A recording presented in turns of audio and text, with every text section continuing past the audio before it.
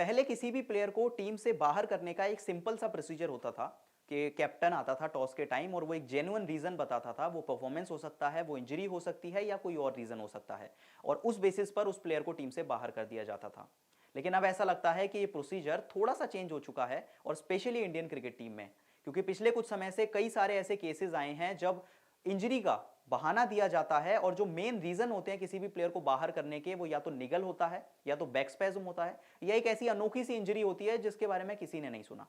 और इसके सबसे रीसेंट शिकार हुए हैं रजत पाटीदार। जी हां, धर्मशाला टेस्ट की जब शुरुआत हुई तो टॉस के टाइम पहुंचे कप्तान रोहित शर्मा और जब उनसे पूछा गया कि आज की आपकी टीम किस तरह की है तो दो बदलाव उन्होंने अपनी टीम के बताए।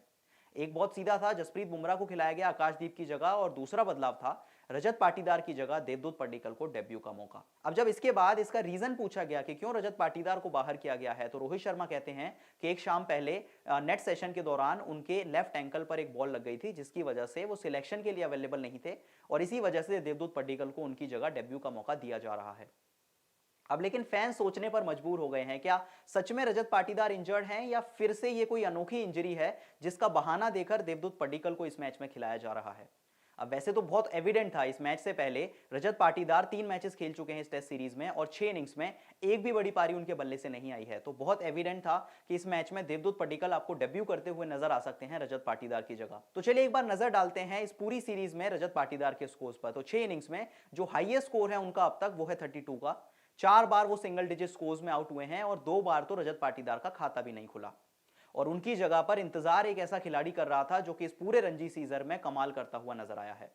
जी हां, कर्नाटक के लिए 4 मैचेस उन्होंने खेले। अब वैसे तो 7 मैचेस कर्नाटक ने खेले लीग स्टेजेस में और 7 मैचेस में से सिर्फ 4 ही खेले देवदूत पड्डीकल ने, क्योंकि उसके बाद उन्हें टीम इंडिया का मिड इन कॉलअप मिल गया था। लेकिन 4 मैचेस खेलने के बाद भी वो कर्नाटक के हाईएस्ट रन स्कोरर रहे इस पूरे टूर्नामेंट में। खेले गए 4 मैचेस में उन्होंने लगभग 92 की एवरेज से 556 रन बनाए और इन 4 मैचेस में उनके बल्ले से 3 शतक भी आए और यही एक बड़ी वजह थी क्यों देवदूत पड्डीकल को मेडन कॉलअप मिला टीम इंडिया में। तो ऐसे में बहुत ऑब्वियस हो चुका था कि अब रजत पाटीदार तो रन्स बना नहीं रहे हैं, फॉर्म में नहीं है, बल्ले से रन्स नहीं आ रहे हैं, तो उनकी जगह देवदूत पड्डीकल को डेब्यू कराया जा सकता है धर्मशाला टेस्ट में। लेकिन अगर आपको उनको डेब्यू कराना था तो एक सीधा सा रीजन दिया जा सकता था कि रजत पाटीदार फॉर्म में नहीं है, परफॉर्मेंस नहीं आ रही है, तो आप इस वजह से उनको ड्रॉप कर रहे हैं। लेकिन जो रीजन दिया गया है, अब थोड़ा सा फैंस को हैरानी हुई है ये रीजन सुनकर, क्योंकि फैंस को ऐसा लगता है कि उनको ड्रॉप करने का रीजन था वो उनका परफॉर्मेंस था, लेकिन बताया गया है इंजरी। और ऐसा पहले भी कई बार हो चुका है, ऐसा नहीं है कि ये पहली बार हुआ है। श्रेयस अय्यर के साथ हो चुका है, ईशान किशन के साथ हो चुका है और अब शायद रजत पाटीदार के साथ भी यही हो रहा है। मतलब दिक्कत फैंस को इस चीज से नहीं है कि आप किसी को ड्रॉप कर रहे हैं, लेकिन आप एक जेन्युइन रीजन देकर भी उसको ड्रॉप कर सकते हैं। ऐसे इंजरी का बहाना देकर, ऐसी अनोखी सी इंजरीज, निगल्स या फिर बैक स्पैज्म का बहाना देकर ड्रॉप करना कोई सेंस नहीं है, कोई लॉजिक नहीं है इस बात का।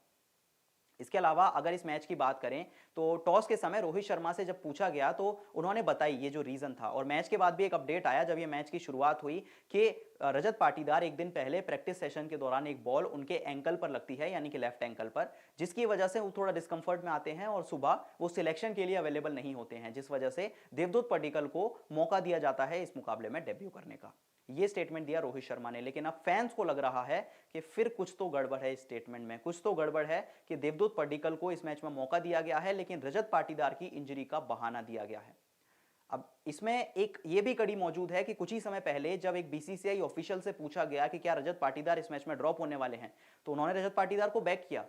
उनका यह कहना था कि रजत पाटीदार को हम बैक करेंगे, बहुत अच्छे क्रिकेटर हैं, क्वालिटी क्रिकेटर हैं और सिर्फ एक इनिंग्स दूर हैं अपने लॉस्ट टच को वापस गेन करने से। इसके अलावा उन्होंने कहा कि हम एक नए प्लेयर को डेब्यू करने का मौका दें सिर्फ एक मैच के लिए, इससे अच्छा हम उसी प्लेयर में भरोसा जताते हैं। तो इसके बाद सभी फैंस को लग रहा था कि रजत पाटीदार को शायद एक और मौका दिया जाए और मे भी हो सकता है कि सच में रजत पाटीदार इंजर्ड हो। जो बात रोहित शर्मा ने कही कि उनको लेफ्ट एंकल में इंजरी है, मे भी वो बात सच भी हो सकती है। लेकिन अगर इतिहास को देखेंगे और अगर आप श्रेयस अय्यर की बात करें, ईशान किशन, जो भी प्लेयर्स के मैंने नाम लिए, उनके साथ भी ये हो चुका है, तो अब फैंस को कहीं ना कहीं इस बात का डाउट हो रहा है कि रजत पाटीदार को ड्रॉप करना था, इसीलिए ये रीजन दिया गया है, ना कि उन्हें कोई इंजरी है। अब इस बारे में आपकी क्या राय है कि आपको भी लगता है कि सच में यही रीजन है कि रजत पाटीदार इंजर्ड हो चुके हैं इसलिए उनको ड्रॉप किया गया है, या फिर सच में रोहित शर्मा ने झूठ बोला है और इस वजह से देवदूत पड्डीकल को खिलाया जाए सिर्फ इसी वजह से रजत पाटीदार को ड्रॉप किया गया है? आपकी क्या राय है हमें कमेंट करके जरूर बताएं और अगर वीडियो पसंद आई तो चैनल को सब्सक्राइब जरूर कर लें।